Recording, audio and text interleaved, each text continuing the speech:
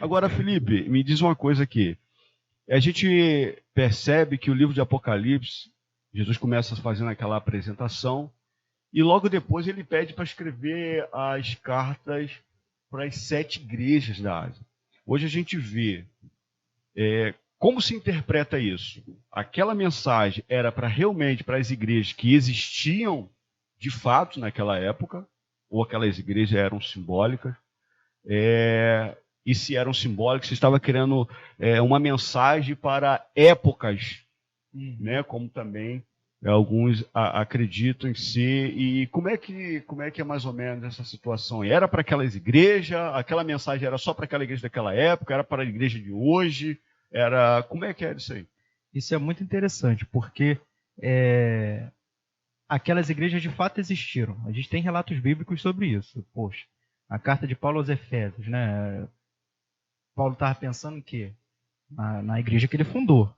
Né? Então a gente tem relatos bíblicos que comprovam isso, que aquelas igrejas existiram no tempo e no espaço, no momento em que o Apocalipse, na época que o Apocalipse foi escrito.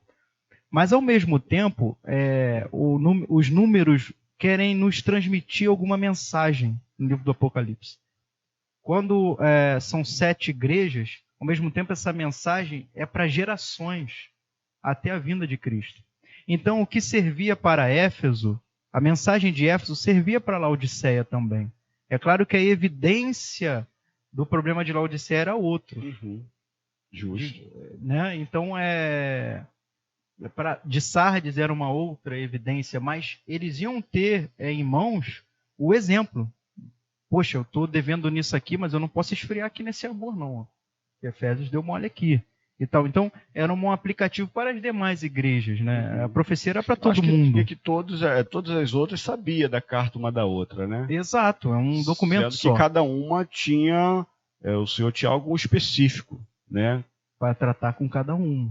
Algo específico. Por exemplo, eu fico assim, muito assim, rapaz, eu fico assim, admirado com a igreja de Éfeso. A igreja de Éfeso é a igreja que Paulo fundou. É uma igreja que uma das características da igreja de Éfeso era o amor. Passados os anos, acredito que uns 40 anos depois e tal, e já na faixa de 90, 95 depois de Cristo, João recebe um comunicado e fala assim, fala para essa igreja o seguinte: se a gente lê até o versículo 3, do capítulo 2, até o versículo 3, olha só dessa igreja. Aí quem está ouvindo, eu pergunto, que nota você daria para uma igreja assim? Por exemplo, conheço as tuas obras, versículo 2, conheço as tuas obras, tanto o teu labor como a tua perseverança, perseverava, e que não pode suportar homens maus, que puseste à prova os que a si mesmo se declaram apóstolos e não são. Quer dizer, era uma igreja zelosa. Não queria mentira aqui, não. Não vem com essa daqui dizer que é crente, não é não, meu irmão. Aqui não tem isso, não. Eu boto para fora. Era mais ou menos aqui. Não, eu sou isso, eu sou... Não tem essa aqui, não.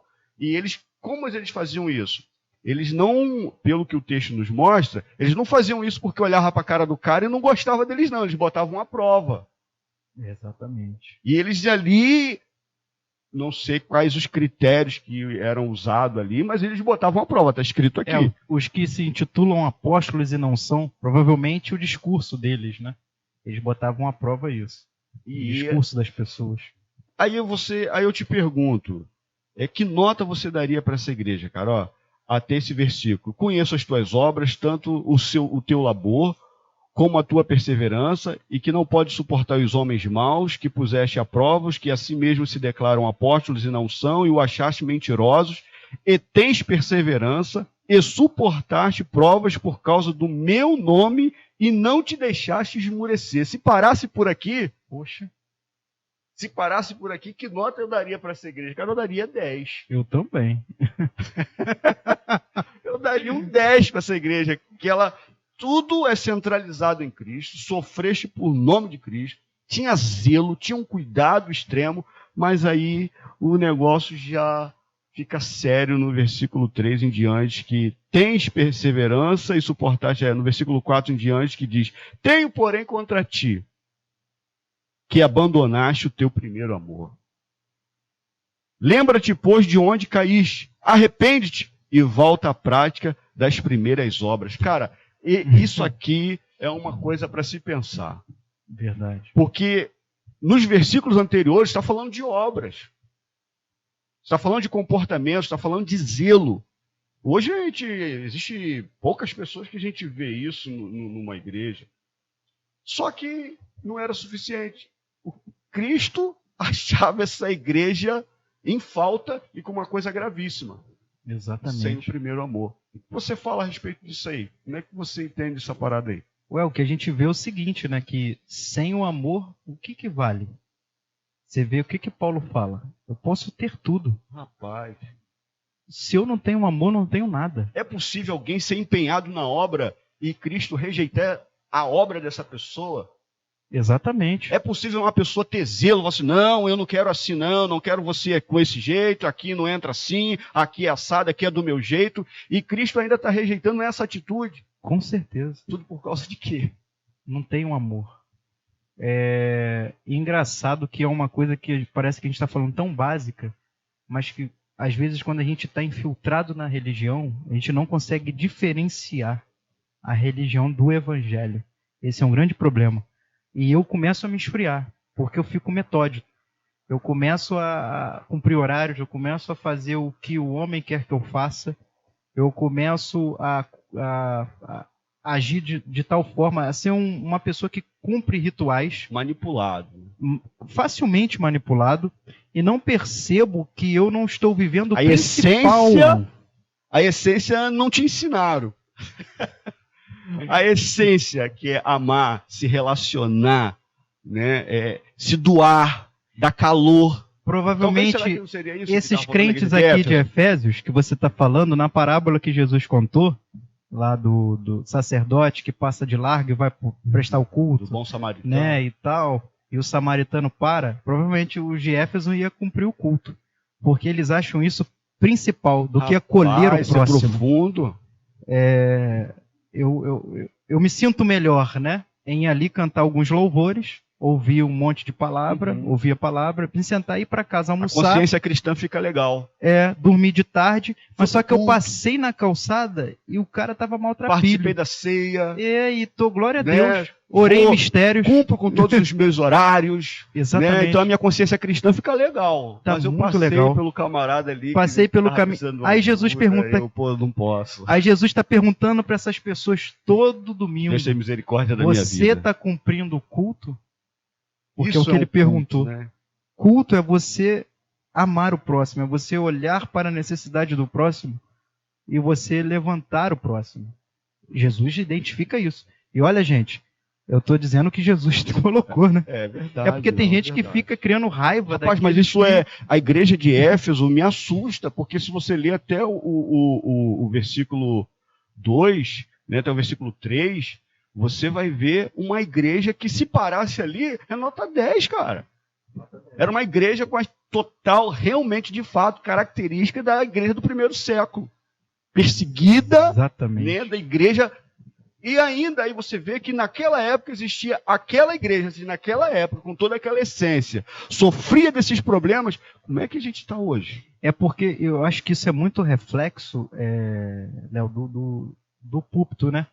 Reflexo das escolas, faculdades de teologia, que ensinam o intelectual. O cara está preparadíssimo, mas o coração está trancado. Né, em primeiro lugar, você vê as normas, seguia todas as nossas, né, enfim, eu acho assim, ponto, até um certo ponto, o homem, enfim, precisa de um certo pega aqui e ali para dar uma ajustada. Mas agora, rapaz, você não acha que a igreja de Éfeso, falando da igreja de Éfeso, não estava se tornando uma igreja religiosa? Com certeza. É o que Jesus de fato falou. Ela estava tão... Porque ela deixou o primeiro amor. E ela, quem olhava a capa, a roupagem, as atitudes, né, É porque a gente vive como um robô racionalizando a fé.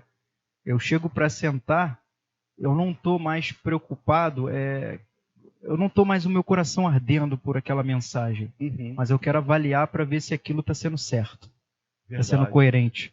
E eu esqueço que eu tenho um Deus soberano acima daquele ser humano que está ali ensinando. E que mesmo que ele esteja falando uma coisa que às vezes ele vai começar e eu já sei onde ele vai chegar, eu tenho que ter um apreço por aquela pessoa e reconhecer que Deus está usando. Nem amo, nem essas pessoas que estão servindo junto comigo. Não tenho nem essa ética, né? Quanto a isso, quanto mais eu estender a mão para alguém. Então, isso não é... Até dentro das próprias catedrais, vamos dizer assim, se cria esse coração que nos desaproxima das pessoas. Quando verdade. o evangelho é próximo.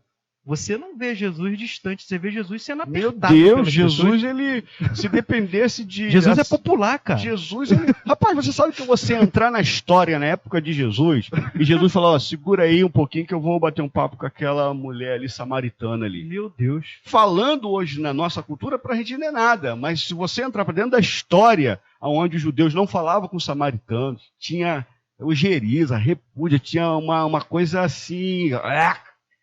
E Jesus, aquele que eles tinham como filho de Deus, e de fato é, santo, o exemplo, e agora ele fala, os camaradas chegam, vê Jesus batendo papo com a mulher samaritana, aí você imagina, se talvez dependesse da religiosidade, dependesse de todo esse formalismo, todas essas coisas todas, não posso porque é assim, assado, talvez aquela mulher samaritana nunca seria evangelizada, né? E, Leonardo, a religião é perversa, porque ela nos impede de fato fazer a obra de Deus.